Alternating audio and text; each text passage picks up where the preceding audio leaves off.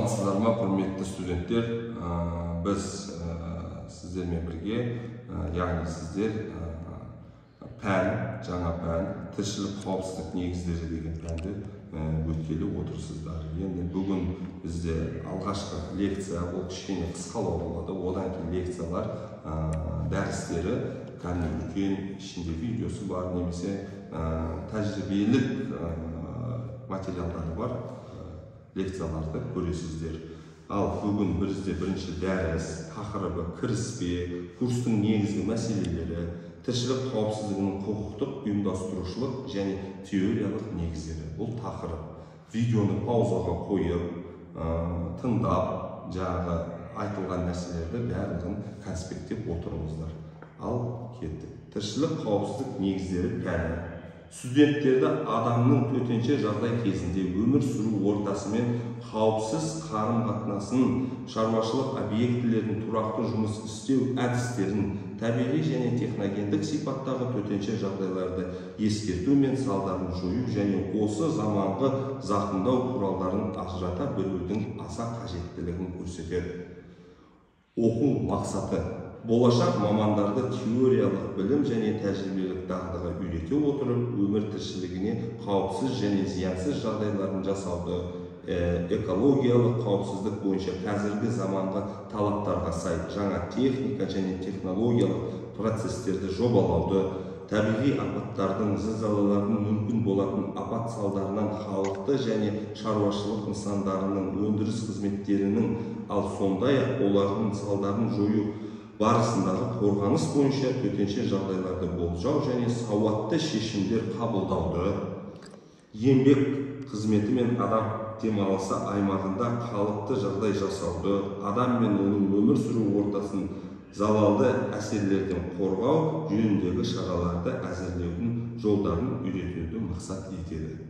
Оқыту міндеттері: бейбіт және соғыс уақытында төтенше жағдайларда халықты қорғау әдістерін және зардабын жою мен құтқару және басқа да шұғыл жұмыстарды ұйымдастыру негізін үйрету.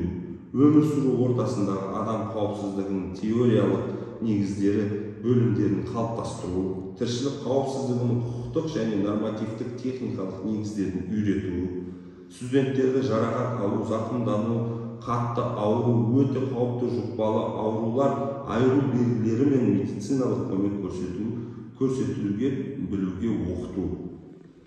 Зақымдану ошақтарын сипаттауды үйрету, қазіргі зақымдағыш құралдар мен төтенше жағдайлардың зардабын халықты қорғайтын әдістеріне сипаттама беру, Қазақстан Республикасының тіршілік қауіпсіздігі жөніндегі негізгі заңы Қазақстан Республикасының азаматтық қорғану туралы заңы болып табылады. Ол 11 сәуір 2014 жылы қабылданған. Мына жерде енді кішкене міндет мақсаттарын айтып өттім. Тіршілік қауіпсіздік негіздері пәнінің жаңағы қолданысқа беретін силабуста барлық тақырыптар жазылған.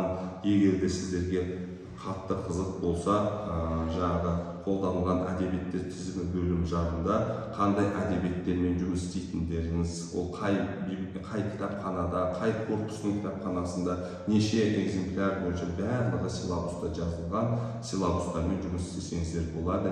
Әрине бұл дәрісіміз видео форматта болғанда қысқаша болады, кейбір дәрістер ұзақтау болады. Енді бұл курсқа кіріспе болып тұр. Бұл жерде алдын ала силабустағы дәрістермен, тәжірибелік сабақтардың тақырыптарымен танысып алсаңыздар болады. Сосын бірінші лекция біткенде, бірінші тәжірибелік сабақ басталғанда кесте бойынша барлықтарыңызға жеке студенттің жеке жұмыстар беріледі, яғни жаңағы рефераттар, оның орындау реттілігі сабақ барысында, сабақ үстінде айтылады. Бүгінше осы біздің бірінші лекциямыз осымен тәмам. Қош сау болыңыздар, өздеріңізге байқап жүріңіздер. Сау болыңыздар.